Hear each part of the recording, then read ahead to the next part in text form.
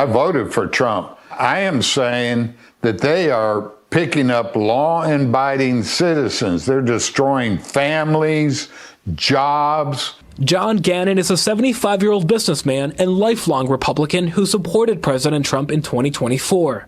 I wouldn't do that again. Not after this fiasco. His fiancée, 45-year-old Venezuelan immigrant Yasmin Suarez-Reyes, was detained by ICE at George Bush Intercontinental Airport in Houston in late July. 8 ICE agents swarmed Jasmine and detained her, didn't tell us why, and rustled her off into a car. It's Ken Harbaugh with the Midas Touch Network. Donald Trump's immigration policy is doing exactly what it promised to do. Remember the campaign rallies where they chanted mass deportation now and held up signs handed out by the campaign? It's hard to feel sympathy. I still do, but it takes some effort for those who ignored all of the warning signs, voted for Trump, and then claimed to be shocked that his administration is doing exactly what it said it would do. What makes this so much worse is that we now have implementing this policy a secret police force funded to an absurd degree, I'm talking about ICE, with a culture that drips with racism and violence. A recent ACLU lawsuit included multiple audio and video recordings of agents using racial slurs. Newly released video and texts appear to show ICE agents using racial slurs against Latinos. The material included in ACLU court filings appears to show ICE agents using the slurs during operations in Los Angeles last summer.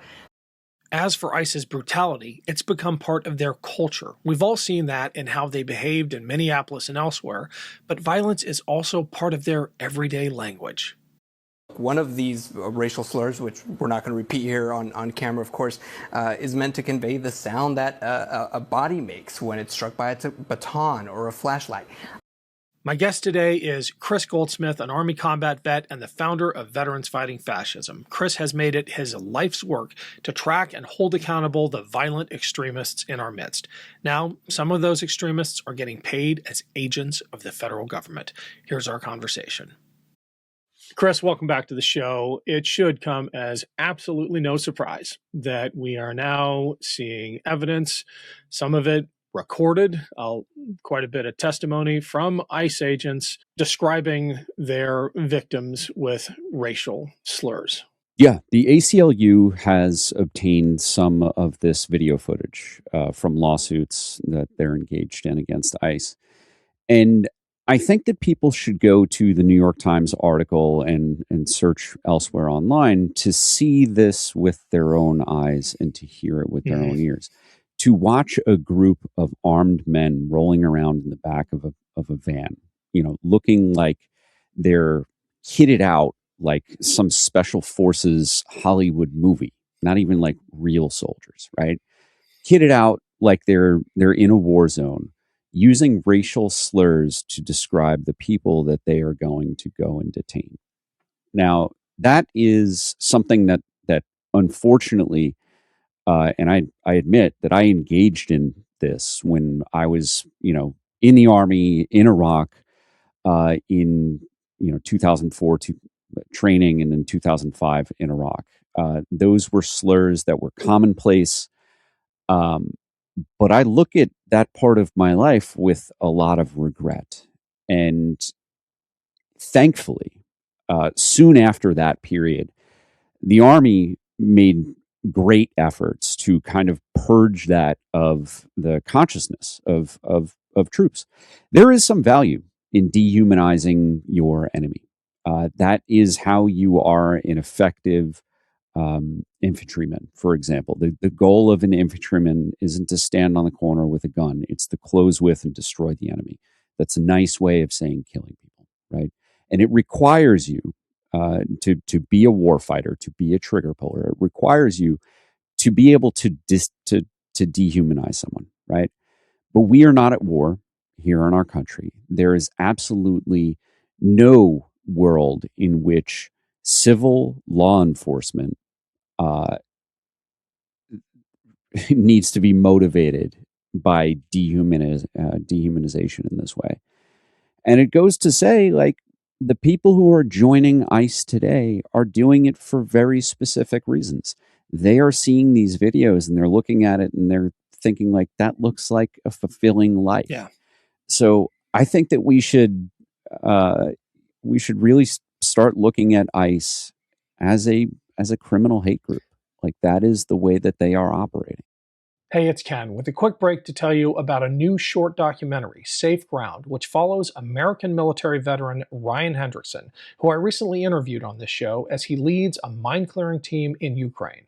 It's a riveting account of what these crews go through to clear minefields and unexploded ordnance, saving the lives of ordinary Ukrainians and giving them a chance at a normal life. The footage and storytelling are extraordinary. You can watch the film for free on Midas Touch's partner channel, Valor Media Network. The link is below. Here's a preview of Safe Ground. It only takes one mistake.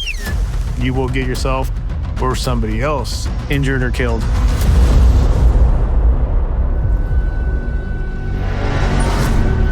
I know God has a plan for everybody's life, and I do know that you're not going to die before it's your time.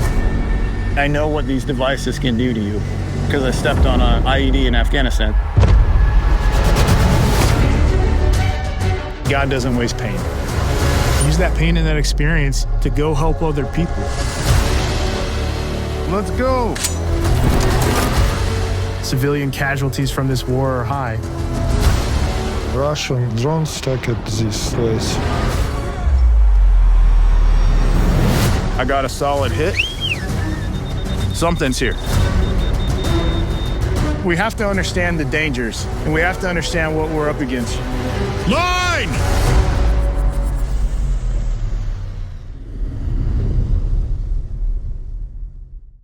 I'm really glad you made the comparison to the military, because I remember that too, with some shame. I remember it especially on deployments to the Middle East, the overt racism that I observed, and some people never shared it myself, but the casual use of slurs to, as you said, dehumanize the enemy, never justified, but understandable in a context where the enemy is trying to kill you.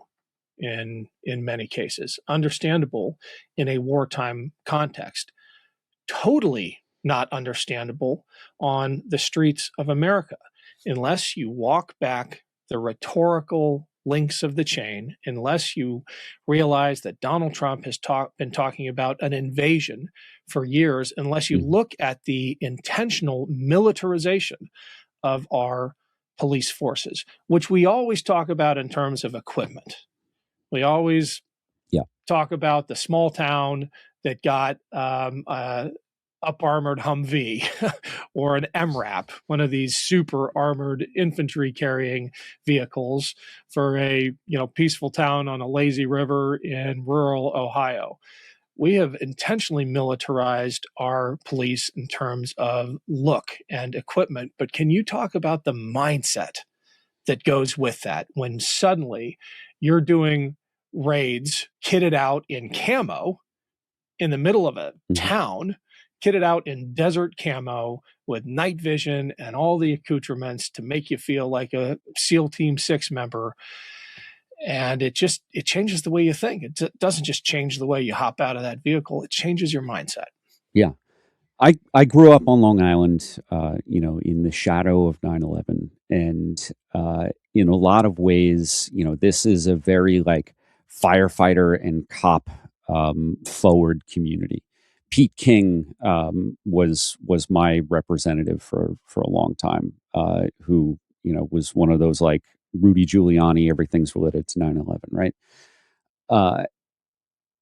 After my experience in Iraq and recognizing the dehumanization that I had internalized of the Iraqi people and people from the Middle East more broadly, I started to come home and look at my friends who became cops in the NYPD and the way that they viewed the people that they were policing. And I am of the belief that people should not be allowed to police other people's neighborhoods, because even the distance of 15, 20 miles from Long Island to New York City, from Long Island to Queens or Brooklyn, the the way that a lot of NYPD officers that I grew up with have started to view the people that they're policing is totally disconnected. Like, they don't see them as Americans, as New Yorkers, as fellow human beings.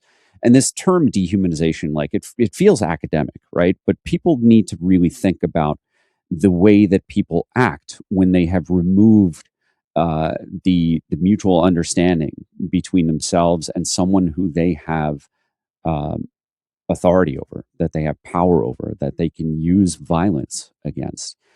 And the power dynamic there is significant, and the way that the mindset of someone who's dehumanized other people, like a neighborhood that is just outside their own neighborhood's borders, can be profoundly dangerous. We see, cops more willing to pull triggers against people that they don't recognize as part of their own community.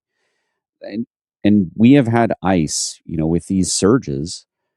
These surges are from people who are from outside those communities. The surge into Los Angeles, the surge into Chicago, the surge, into New York. It's people from around the country who are looking at these parts of America as not their America, which is another thing that rhetorically Donald Trump does. And, he informs his policy that way. He's taking, congressionally